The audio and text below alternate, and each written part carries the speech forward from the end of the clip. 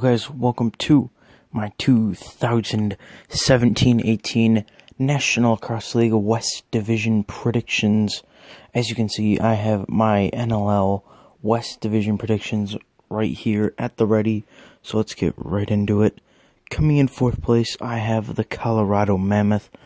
I don't see the Mammoth doing much this year. They lost their best playmaker in Callum Crawford, but they did gain Ryan Benesh. Benesh is a gifted goal scorer who can put the ball in the back of the net, but I don't think that'll be enough to get them into a playoff spot. The team is lacking in so many other areas, as their defense only really contains guys like Robert Hope and Josh Sullivan as their main men. They do have Brad Self in transition, which is nice, and they do have Dylan Ward in the cage, but their main players right now, I'd say, are Zach Greer, Ryan Benesh, as I mentioned. They do also have Eli McLaughlin, Jeremy Noble, and Stephen Keogh. It's not a bad offense, but their defense and their transition game just simply isn't good enough to get them anywhere in the playoffs in this tough Western Division. Now moving on to the Vancouver Stealth. Stealth, I think, after making the playoffs for the first time in Vancouver last year, will be able to make it again. They will just sneak in there. Their defense is led by guys like Matt Beers, Chris O'Doherty, and Peter McFedrick. It's not too bad of a defense. Their transition game ain't half bad either, as they picked up Brandon Goodwin. They have Travis Cornwall, Andrew Suter, who they picked up, and they have one of my personal favorite players, Justin Salt. This guy's very underrated, and I think is an amazing lacrosse player and really helps out this team.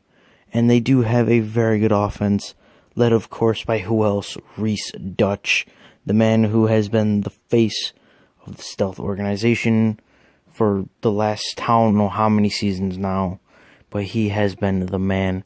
They also have a good secondary option in Corey Small, who had a stellar season last year, and they also have a guy like Logan Schuss, who can go in there. They have James Ray, who's not too bad either, big 6'4" right-hander. And they picked up Anthony Malcolm, also known as Tony, to go in there and help out their offense. They did lose Jordan Durston to the Buffalo Bandits, which is how they got Malcolm, but that is a tough loss, but I think they will be able to cope and will finish in a playoff spot. In second place, I have the Calgary Roughnecks. The Roughnecks, after missing the playoffs last season, have made additions to their team. Their defense is led by guys like Dan McCray and Creighton Reed, Curtis Manning, and Greg Harnett. And their transition game has guys like Mitch Wild, Tyler Burton, and others that are very good in there.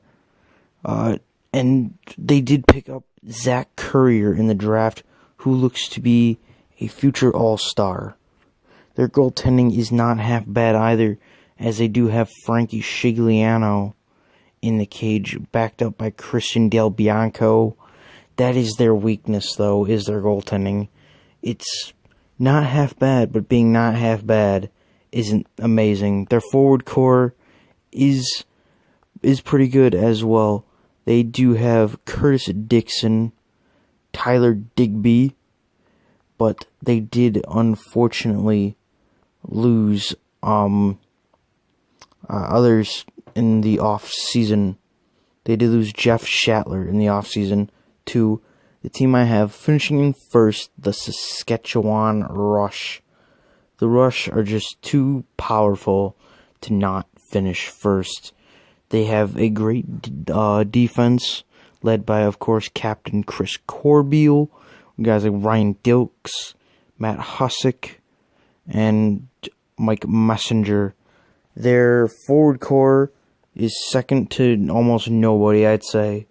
Their forward core is pretty good. They got Robert Church, Ryan Keenan, Curtis Knight, and then, of course, the big man, Mark Matthews. The transition game is pretty good, as they also have Jeremy Thompson in there running that transition. They picked up Jeff Shatler in the offseason, and they also picked up goaltender Evan Kirk to be a solid netminder in Saskatchewan and try and lead them to another championship. Oh, and I almost forgot to touch on Vancouver's goaltending. I am sorry about that. They have Ty Belanger and Brody McDonald as their 1-2 punch, which isn't great. And then Colorado has Dylan Ward as their starter. And they also lost Alex Bouquet to Buffalo in that Ryan Benesh trade. Now, I would like to thank you guys so very much for watching, and I'll see you all next time.